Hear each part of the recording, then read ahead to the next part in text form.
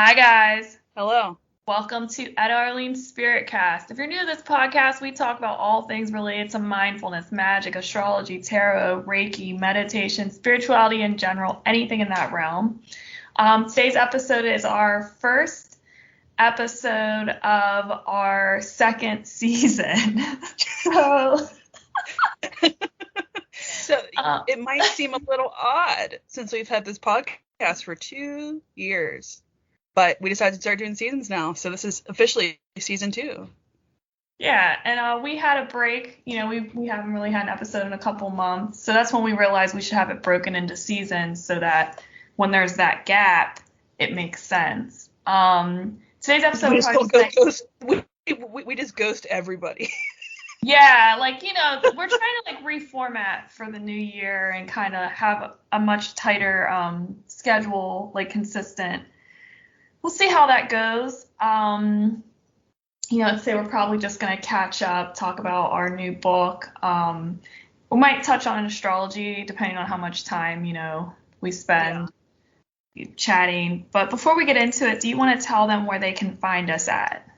So you can follow us over on Pinterest, Tumblr, Instagram, at Etta Arlene. You can follow us on Twitter at edpro_pgh. We tweet a lot. You can go to Patreon and become a patron and support us that way. That's awesome. Thank you to all the new patrons we've gotten. We appreciate you guys. And then you can go to our YouTube channel where we post Reiki-infused videos almost every single day and go get the juice. Also, we make candles. If you're new to this podcast, don't know, we also have a couple books out and have a bunch of fun stuff in our store, so we invite you to go check it out, and we'll have all of that stuff linked down below. The book just came out since we've been gone off the podcast. We just released a new book. It's called Today. It's a daily oracle book. It's amazing. Go check it out. It's linked below. Yeah.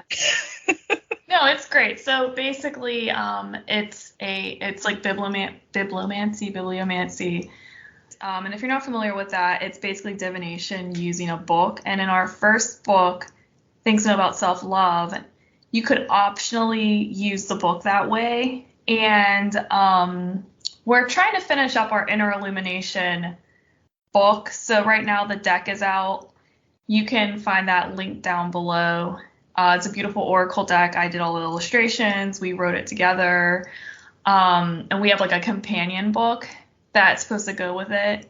And that will also be available as a divination tool in its own right. But Today Daily Oracle is a divination tool, period. So you can go through it every day and read it if you want in that. How Things About Self-Love are, every day you get that inspiration, or you can do the holding against your heart and asking what you need and then opening it up, and it gives you some guidance. So, I guess since we're talking about it, I could do it right now for you guys, for the listeners. Yeah. Okay.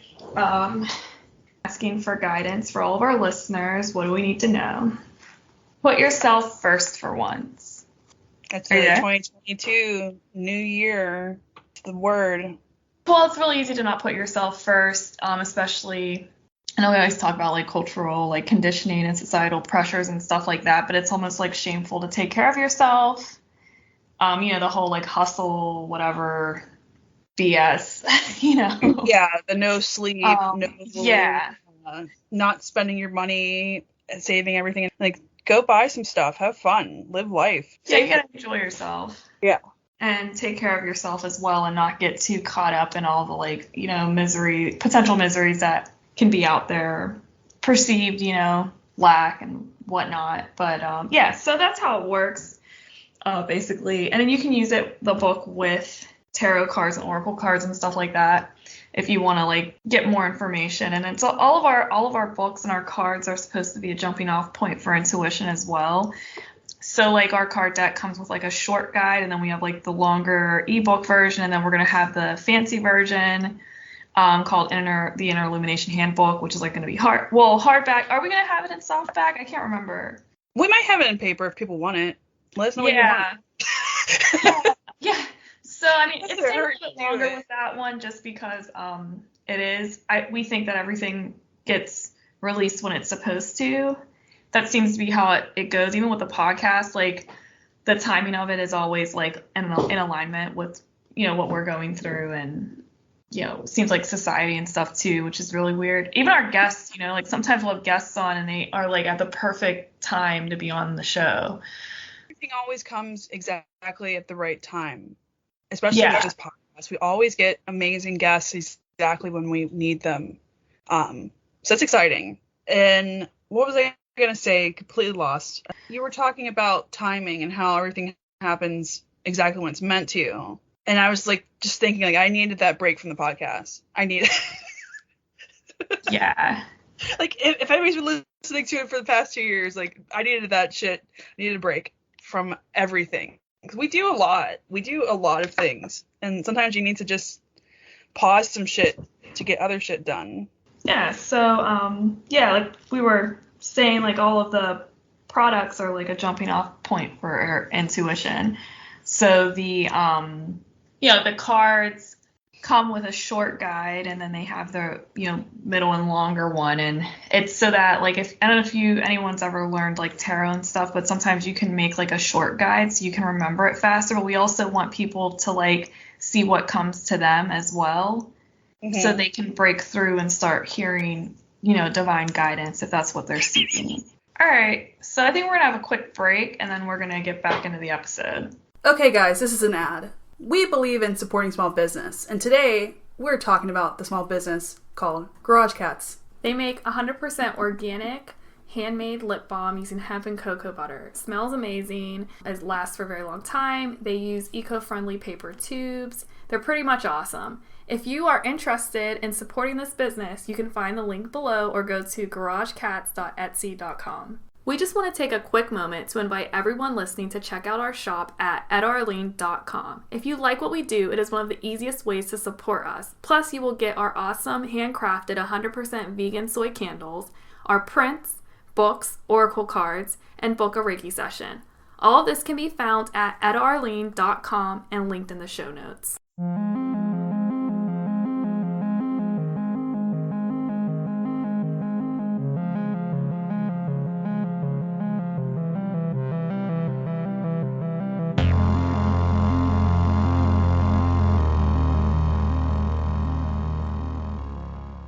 All right, guys, we're back. We're going to talk about past life astrology. We've talked about it before. This isn't going to be like anything in depth or anything, but what we're going to talk about in particular, I don't know if you remember, if you listened to a past episode, one day Arlene and I were hanging out at my house, and we got a little bit, boozed up and decided to play around with astrology stuff.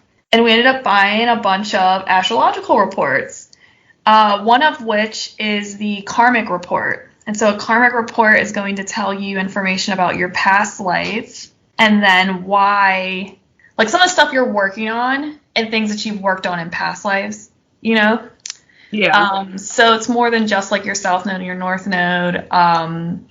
It's just going to go through everything a little bit more in depth. It goes over our retrograde planets. So one thing it discusses is everybody has some retrograde planets, except 2 people I know, and that's like a rare. Most people have at least like 2 or 3. It's also rare to have all of your planets in retrograde, or like a huge chunk of them. I have a lot in retrograde. I think you have like 4 or 5. I had 5. Is that a lot of astrologers of our podcast universe? Is that a thing? What's the deal? Is that normal, or is that like crazy? Like I chose the hard. I think 5 is like moderate. I do think that there's a reason why you probably had that many in retrograde. I think 4. I think it's like 2 to 4 or something. That's normal. A lot of people I think have like 2, but having them all in retrograde is unique, and having none is pretty unique according to the readings. Yeah, I don't know. I'm not an astrologer, so yeah. Astrologers, you feel like tuning in, go for it. Yeah, and I've read a lot over the break. I've read like everybody's karmic reports. I have a couple more I need to get. I feel like everywhere like I go, I like talk to people about it. I feel like we need an affiliate with the website that you buy them from because so many people bought these things. We could have got cut.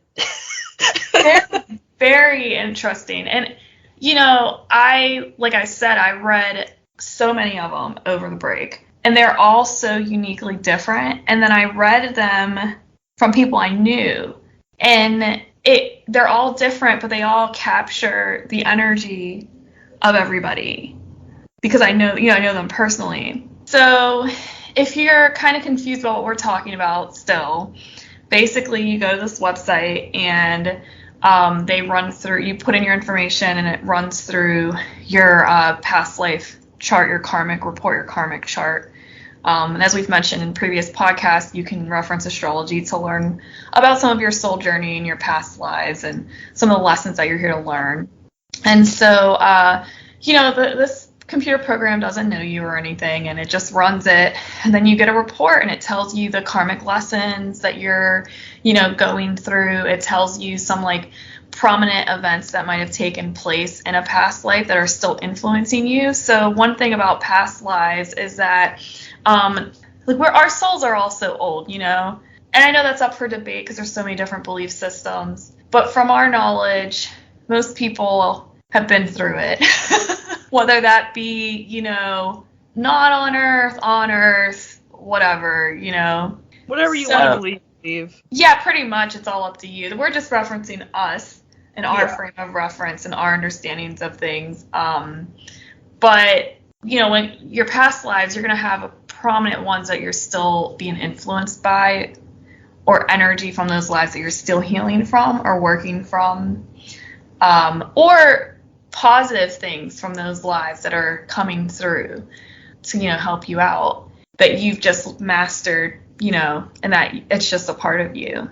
So it's not always bad. But, we talked about the retrograde planets earlier.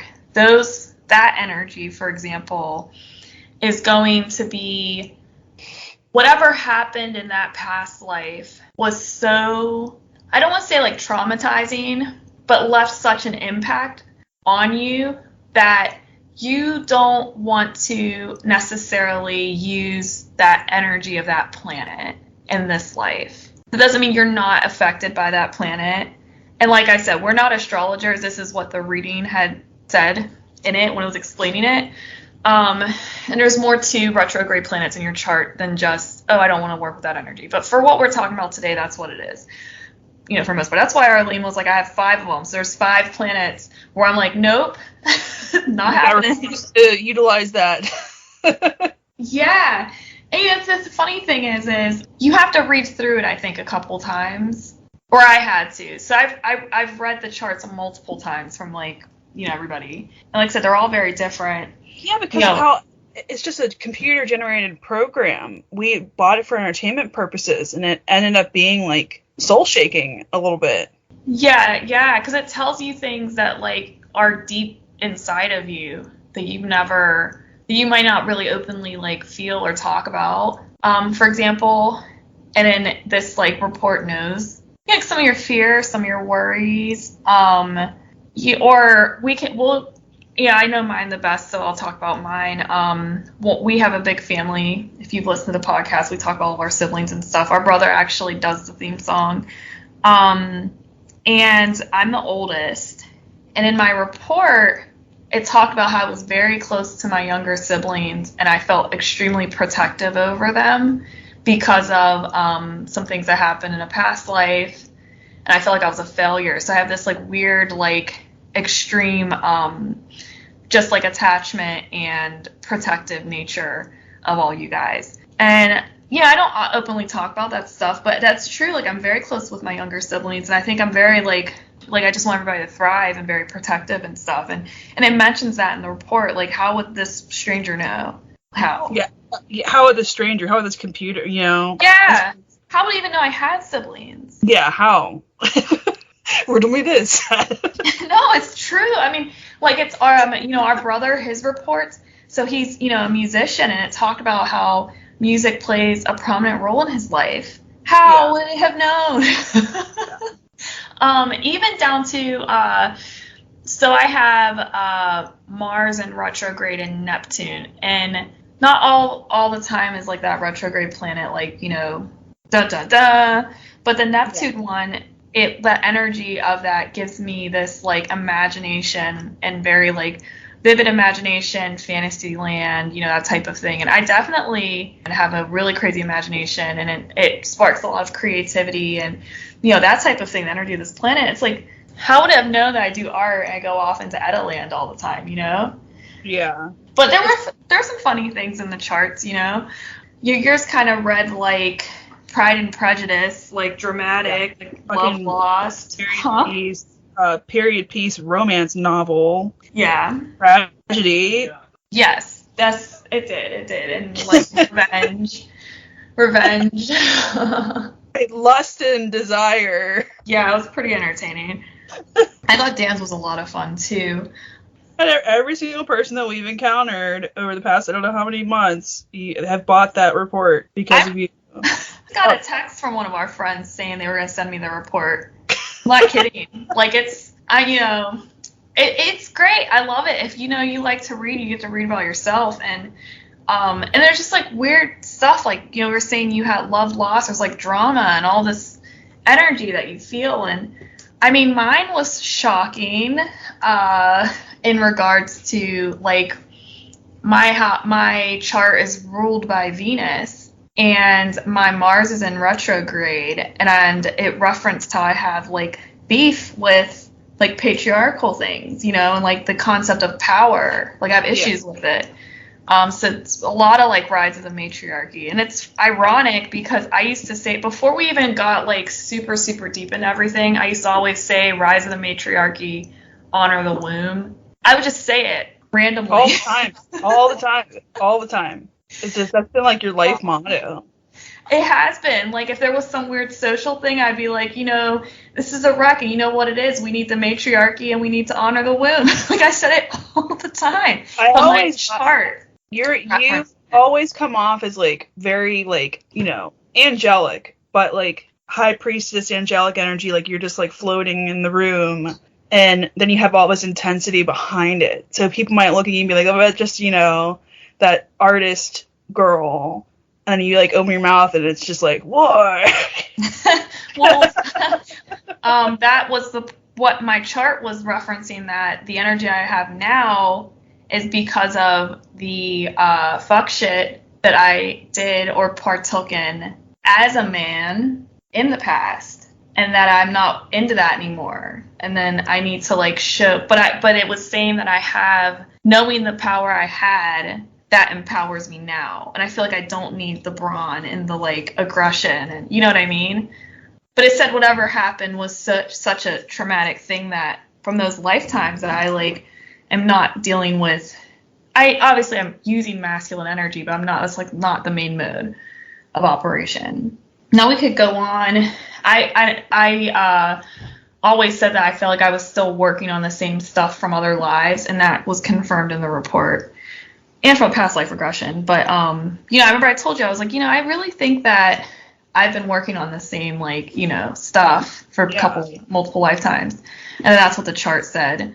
So I was like, wow, that's crazy. And that made me have an epiphany, because one of the things I noticed in the chart is, like, in passing, us and our friends will joke about stuff like, oh, you must have been such and such in a past life. Or, just jokingly, not really like full-blown serious. Or, you were totally, a princess or something. Or I don't know. Like, I hope you guys know what I'm saying. But just it's like, or you have a very, very, very old soul. Like our youngest sister. I told you everybody has old souls. But like this girl, honestly, she's, the amount of wisdom she has and the no bullshit energy and stuff. Like, you can just feel it. Like that's like a lot of the people. What is Gen Z? Yeah, no, like, I agree. The Gen Z energy a lot. They're over it. Everybody's over it. I know. We don't even just talk about all that. The stuff, what I found though, was the stuff that we would like jokingly say to our friends and to our family members, like, oh, that must be a past life thing, or oh, you definitely, you had to have been such and such, that the karmic reports were saying it.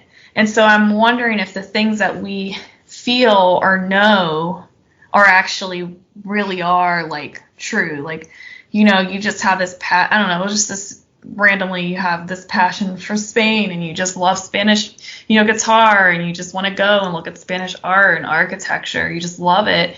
Maybe this is past life. Like maybe you do know your past life stuff.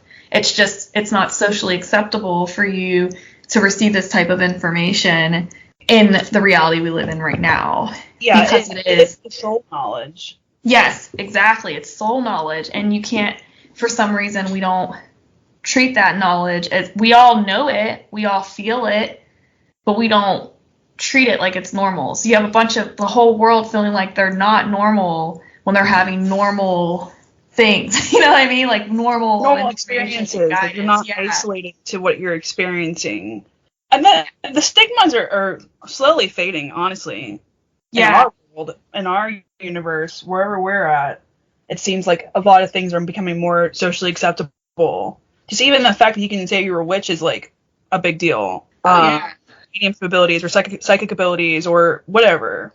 One of your clairs are really strong. You're super clairvoyant or super clairsentient. People are actually trying to learn how to harness these things, which we all have access to. Oh yeah. You know, one thing I was listening to someone talk. I don't know what if it was like a podcast or what, but they were saying that right now a lot of people are like claircognate and clairsentient, like they have those clairs just really out the gate.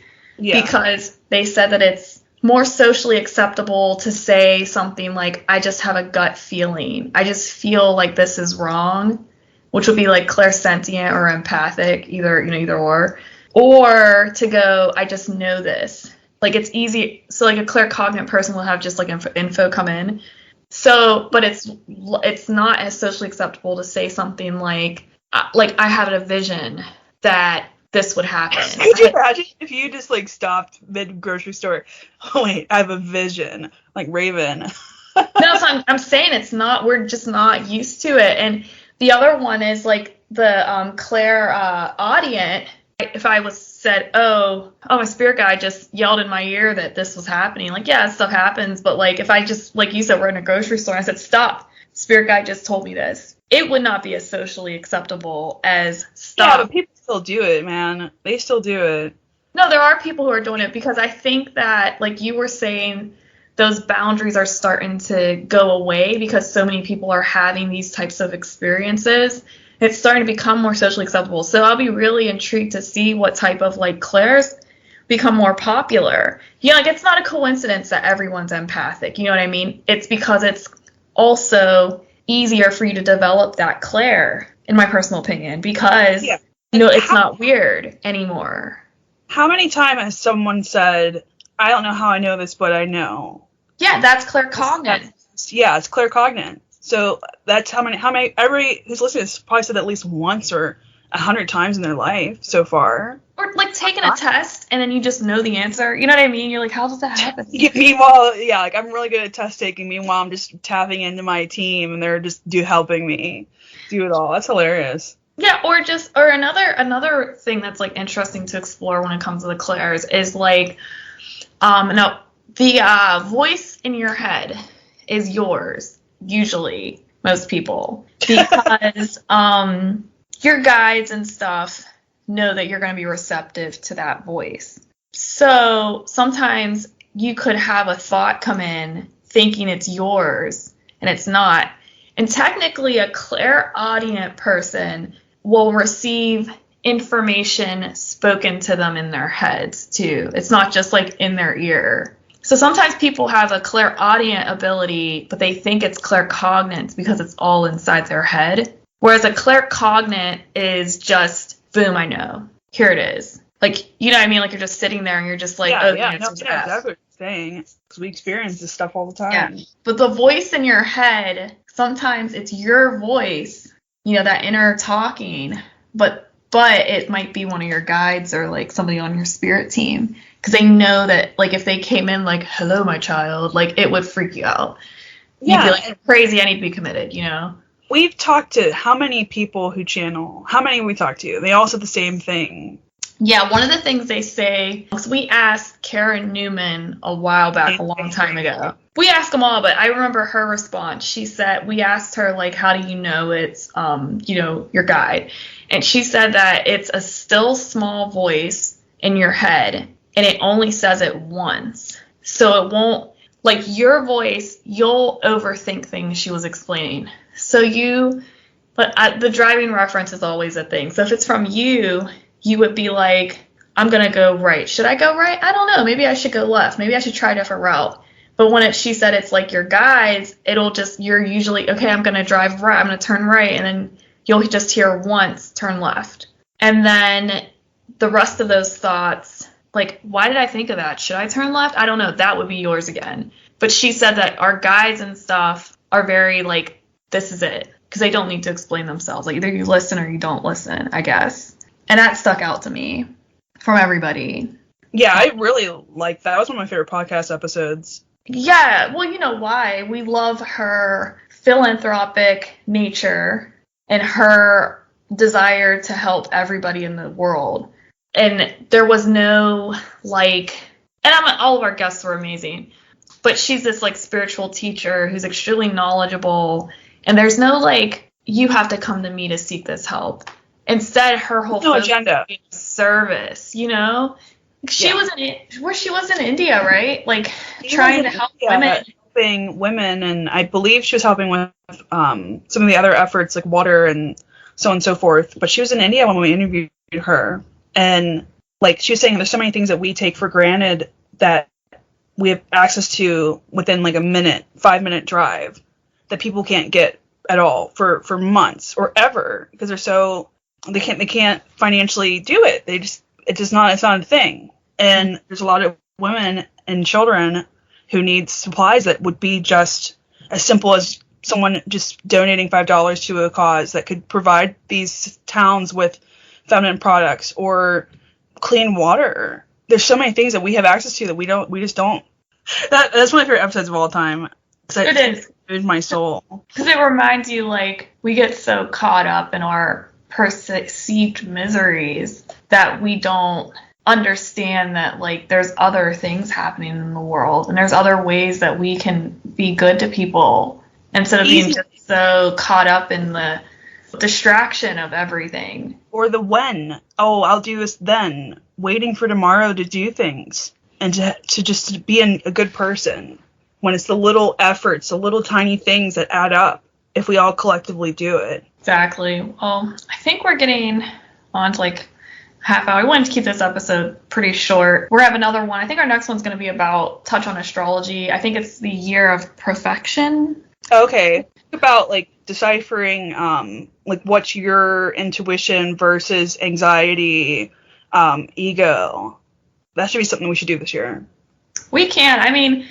Yeah. For 2022, this is going to be a good year, much better than the past two. If there's anything that we've all learned from the past 2 years is that we need to find happiness now and stop waiting for tomorrow to do things that we want to do. Yeah. And it is good, like our book said at the beginning of this podcast, to put yourself first for once. And that should be the energy for 2022.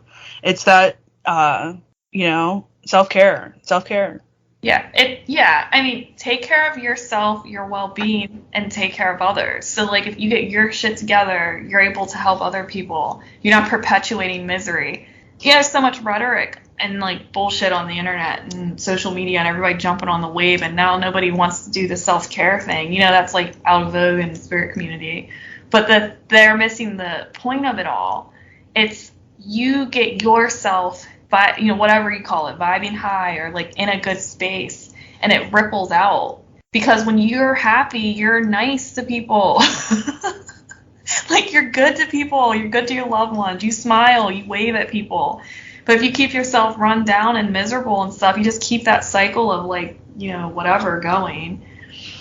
Yeah. But it all starts with you. It starts with getting yourself good, yourself right, and then you can help other people more.